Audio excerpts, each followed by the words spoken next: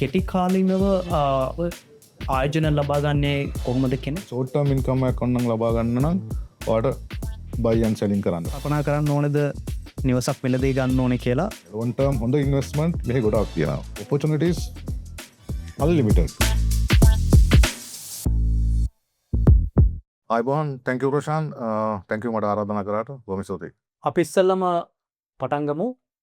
සියලු රටවල් අතරින් ඔබ ඩුබයි රාජ්‍ය තෝරගත්තේ ඇයි? ඔව් ඇත්තම රොෂාන් මම ඩුබයි තෝරගත්තේ මට හිතුණා කියන්නේ ඩුබයි තරම් හොඳ රටක් සේෆ්ටි රටක් සාමාන්‍යයෙන් අපි ෆැමිලි එකත් එක්ක ජීවත් වෙද්දි මේ වගේ හොඳ රටක් ලෝකේ කොහෙවත් නැහැ කියලා.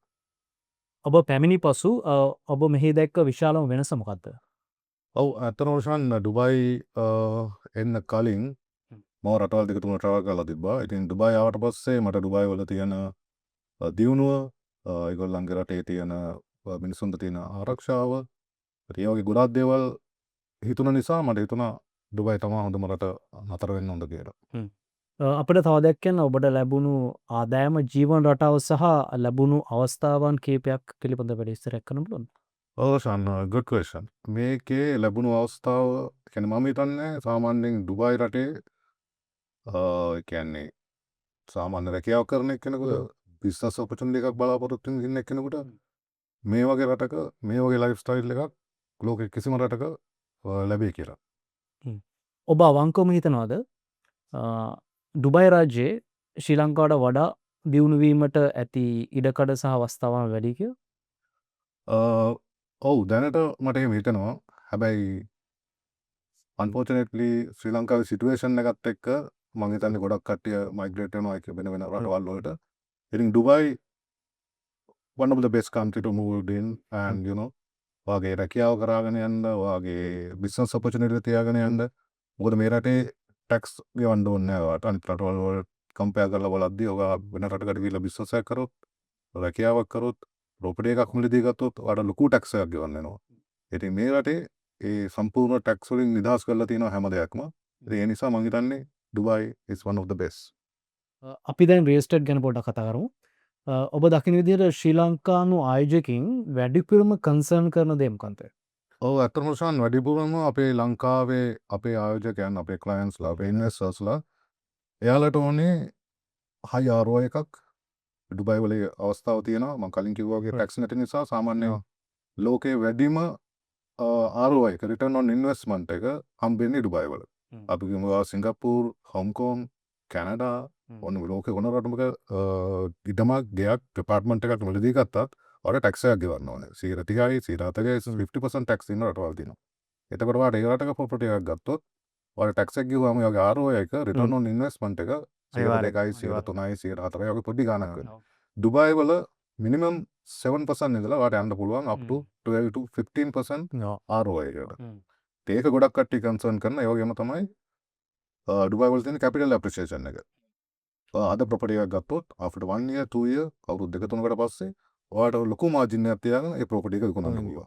ඉතින් ඒ වගේ ගොඩක් ලොකු කියන්නේ අපේ ලංකාවේ ඉන්වෙස්ටර්ස්ලා ආයෝජකයන් ඒ පිළිබඳව විශාල වශයෙන් දැනුවත් වෙලා තියෙන දැන්. ඉතින් ඒගොල්ලන්ට ඕනේ හරියට රයිට් පාත් එකක් හරි එක්ස්පීරියන්ස් රියල් එස්ටේට් කම්පැනි එකක් රියල් එස්ටේට් ඒජන්ට්ස්ලා ඒගොල්ලෝ හොයනවා ඒගොල්ලන්ගේ ඒ අවස්ථාව ලබා ගන්න.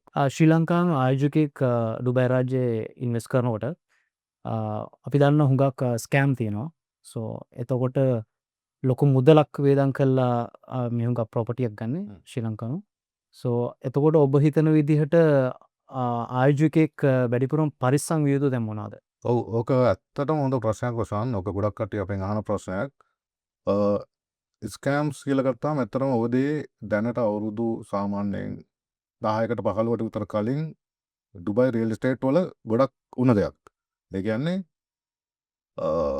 මෙහෙට එනවා ඩිවෙලොපර්ස්ලා එයාලා කරන්නේ ඒගොල්ලන්ගේ ප්‍රොජෙක්ට් එක ස්පෙෂලි ඔෆ් ප්ලෑන් කියලා කියන්නේ ප්‍රොපර්ටි එක හදලා නැහැ. ඒගොල්ලෝ ඩිවෙලොපර් ලොන්ච් කරනවා. එතනදී ඒගොල්ලෝ ප්‍රොපර්ටි එක ලොන්ච් කරද්දී ඒගොල්ලෝ ගන්නවා ඩවුන් පේමන්ට් එක. 10%ක් 20%ක් ප්‍රොපර්ටි වටිනාකමේ. ඉතින් ඒ ඩවුන් පේමන්ට් එක අරගත්තට පස්සේ සමහර විට පහවදාට අපිට ඩිවෙලොපර් හොයාගන්නත් නැහැ මාකට් එකේ. ඉතින් කවුද ඩිවෙලොපර් දන්නේ කොහෙන්ද ආවේ මොන රටෙන් ආවද? ඒ කියන්නේ කිසිම කන්ට්‍රෝල් එකක් තිබිලා නැහැ අතරම. ඉතින් දැන් ඇත්තටම කාටවත් බය වෙන්න දෙයක් නැහැ. ඩුබායි වල එක රුපියලක්වත් එක දිරාමයක්වත් වේදම් කරන්න ප්‍රොපර්ටි වලට. ඇයි? ඩුබායි ගවර්න්මන්ට් එක තමයි හැම දෙයක්ම කන්ට්‍රෝල් කරන්නේ. එයාලගේ හැම ඩෙවලොපර් කෙනෙක්ම ප්‍රොපර්ටි එකක් ලොන්ච් කරන්න කලින් ස්ක්‍රූ account එකක් ඕපන් කරන්න ඕනේ. ඒක ඕපන් කරන්නේ ප්‍රොජෙක්ට් එකේ නමට ඩුබායි ගවර්න්මන්ට් එකේ. ගවර්න්මන්ට් account එකක්.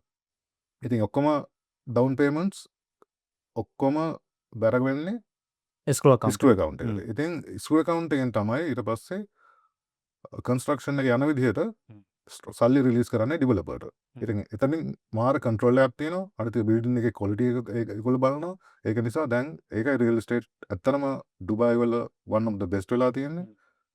රියල් එස්ටේට් බූම් වෙන්නේ අන්න ඒ නිසා. මොකද ගවර්න්මන්ට් එකෙන් හැම දෙයක්ම ක්‍රිස්ටල් ක්ලියර්. ඒගොල්ලෝ ඔක්කොම ටික හරියට බලනවා ලීගලි. ඉතින් ඒක සෑහෙන හොඳ අවස්ථාවක් ලෝකෙ ඉන්න ඉන්වෙස්ටර්ස්ලාට මේ ඇවිල්ලා ප්‍රොපර්ටිස් වල ආයෝජනය කරන්න.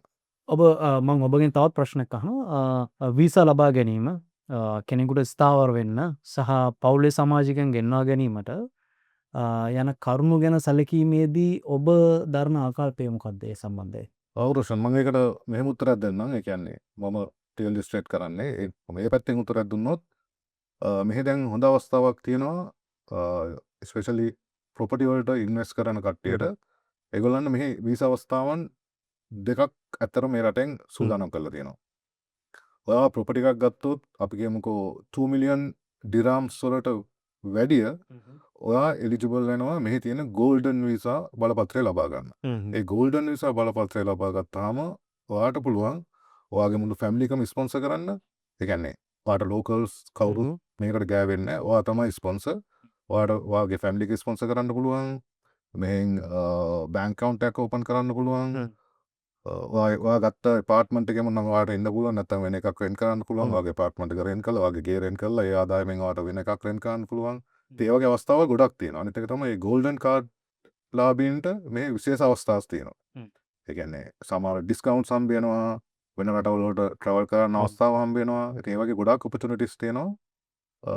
ඔයාට ගෝල්ඩන් වීසා බලපත්‍රය තියෙනවා. ගෝල්ඩන් වීසා බලපත්‍රයට අමතරව තව ඔයා ඩිරාම් 7,50,000ක 750,000 above 7,50,000කට වැඩිය ප්‍රොපර්ටි එකක් ගත්තොත් ඔයාට මේ ඉන්වෙස්ටර් වීසා එකට ඇප්ලයි කරන්න පුළුවන්. කියන්නේ ඔයාට හම්බ වෙන ඉන්වෙස්ටර් වීසා එකක්. ඒ ඉන්වෙස්ටර් වීසා එකටත් ඔයාට පුළුවන් ඔයාගේ ෆැමිලි මෙම්බර්ස්ලා ස්පොන්සර් කරන්න. තව ප්‍රශ්න තමයි ඩුබායි රියල් එස්ටේට් වල කෙටි කාලිනව ආයෝජන ලබා ගන්නේ කොහොමද කෙනෙක් සහ දීර්ඝ කාලිනව බැලුවොත් දීර්ඝ කාලිනව ආයෝජකෙක් ලාභ ලබා ගැනීමේ කොහොමද? ඒ දෙකේ වෙනස සහ ඒ දෙකේ තියෙන වටිනාකම මොනවාද? ඔව්, ඇත්තටම ඩුබායි වල දේපල වෙළඳාමේ ඉන්වෙස්ට් කරාම ආයෝජනය කරාම අවස්ථා දෙකම ඔයාට ලබා ගන්න පුළුවන්. සාමාන්‍යයෙන් අපි කියනවා ෂෝට් ටර්ම් ඉන්කම් එක. ඔයාට ෂෝට් ටර්ම් ඉන්කම් එකක් ඔන්නම් ලබා ගන්න නම් ඔයාට බයි ඇන්ඩ් සෙලින් කරන්න පුළුවන්. අපි කියමු කෑෂ් තියෙනවා කියලා. ඔයාට 2 මිලියන් කෑෂ් තියෙනවා. ඔයා මට කියනවා රංජන් මම 2 මිලියන් කෑෂ් තියෙනවා. මට ඔයා හොඳ ඩීල් එකක් හොයලා දෙන්න, ඩිස්ට්‍රෙස් ඩීල් එකක්. ඒ කියන්නේ සාමාන්‍ය මාකට් ප්‍රයිස් එකට වැඩිය අඩුව. කෑෂ් වලින් ඉන්වෙස්ට් කරනවා නම් මේ ඒ වගේ අවස්ථා ගොඩක් තියෙනවා. ඉතින් ඔයාට ඒක මුදල් දීලා ලබාගෙන ඒ කියන්නේ ට්‍රාන්සැක්ෂන් එක වුණාට පස්සේ ඔයාට ඒක තව මාස 6කින් අවුරුද්දකින් තව ප්‍රීමියම් එකක් තියාගෙන තව කැපිටල් එකක් තියාගෙන ඔයාට ඒක විකුණන්න පුළුවන්. එහෙම නැත්නම් ඔයාට ප්‍රොපර්ටි එකක් කරගෙන ඔයාට මෙහි තියෙනවා මෙහි ඇත්තටම ගොඩක් ට්‍රාන්සැක්ෂන් යනවා හොලිඩේ හෝම්ස් වලට.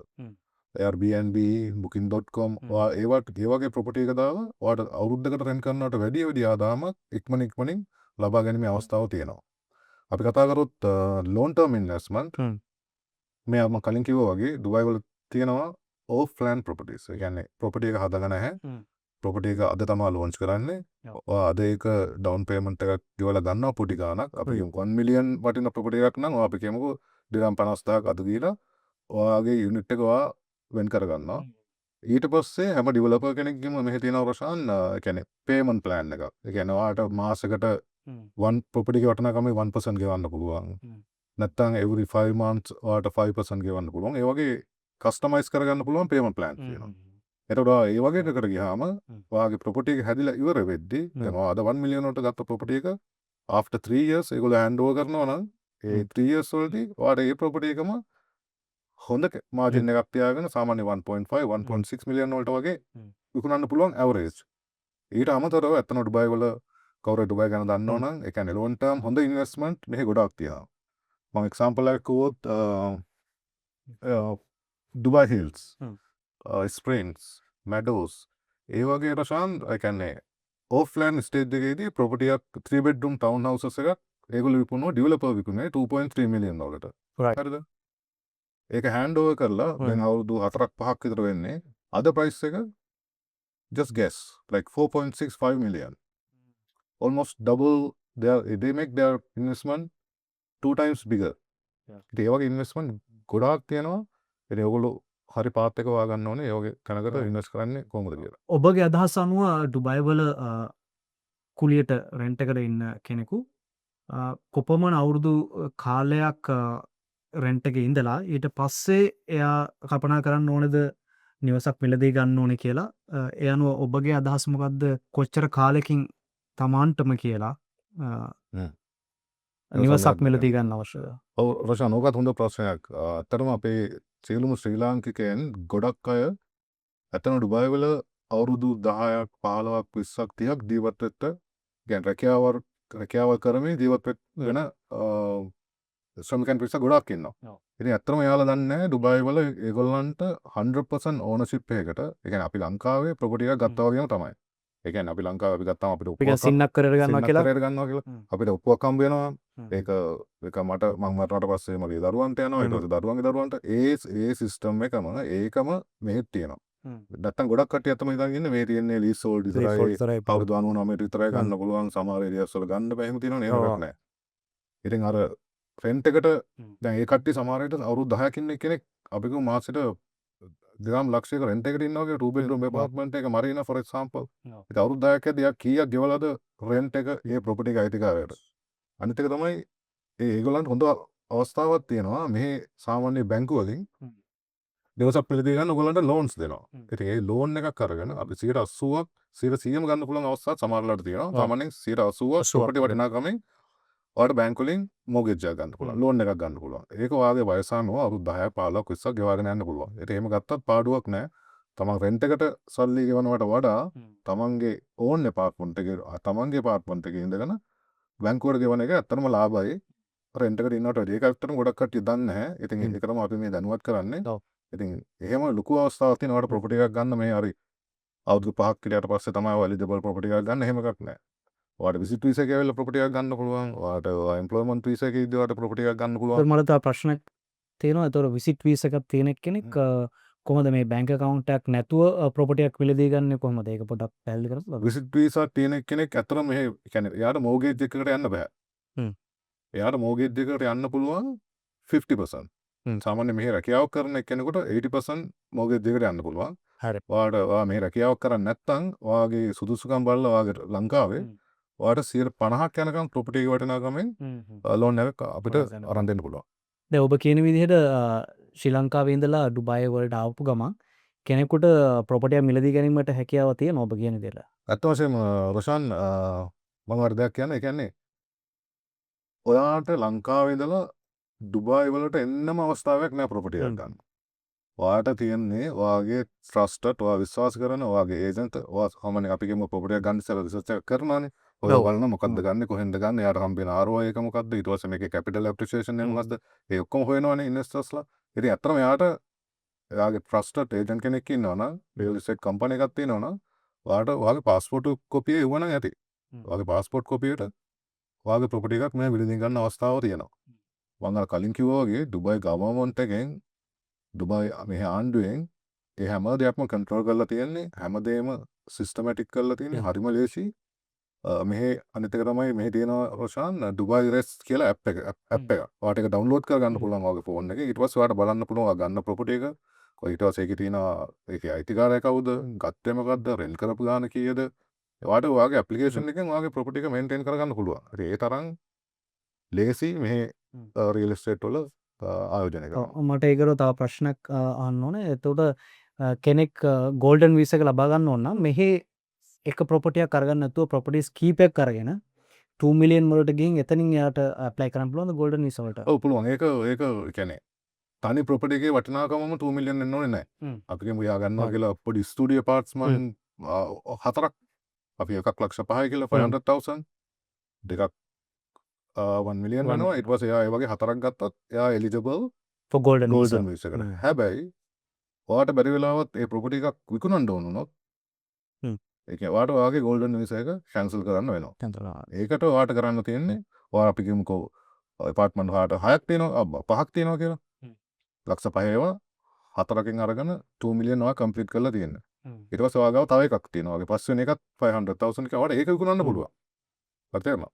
ඒ 2 මිලියන් ඔයාගේ කැපිටල් එක ඔයා තියාගන්න ඕනේ. එතනින් උඩට තියෙන ඕන දෙයක් ඔයාට විකුණන්න සෙල් කරන්න ඕන දෙයක් කරන්න පුළුවන්. The golden visa එකට eligible වෙන්නේ ready properties විතරද නැත්නම් off plan properties වලටත් ඒක apply වෙනවද? හොඳ ප්‍රශ්නයක් වස්තන. ඕක ඉස්සෙල්ලා ඒ කියන්නේ දැනට අවුරුදු ගානකට කලින් මෙහෙ තිබ්බේ ඔයා රෙඩි අවසන් කරපු ගයක් හරි ඇපාර්ට්මන්ට් එකක් හරි ගත්තොත් තමයි ඒ කියන්නේ වැඩ නිම කරපු එකක් ගත්තොත් තමයි ඔය එලිජිබල් වෙන්නේ. ඔයා සුදුසුකම් ලබන්නේ ගෝල්ඩන් වීසා බලපත්‍රයට. හැබැයි දැන් ඔයාට සාමාන්‍යයෙන් මම කලින් කිව්වා වගේ ඕෆ් ප්ලෑන් ප්‍රොපර්ටිස් ඒ කියන්නේ හදලා ඉවර නැති ඒවා ප්‍රොපර්ටි එකේ මුළු වටිනාකම දිරාම් මිලියන් 2කට වැඩි වෙන්න පුළුවන්. හැබැයි ඔයා ඩවුන් පේමන්ට් එකක් කිව්වොත් 100,000 ඔයා ඔයාට අපි ගෝල්ඩන් වීසා එක ඇප්ලයි කරන්න අවස්ථාව දැන් උදා වෙලා තියෙනවා. ඔබ දකින විදිහට ශ්‍රී ලංකාවේ සිටින පුද්ගලයන් ඩුබායි ගැන තියෙන වැරදි වැටහීම් මොනවාද?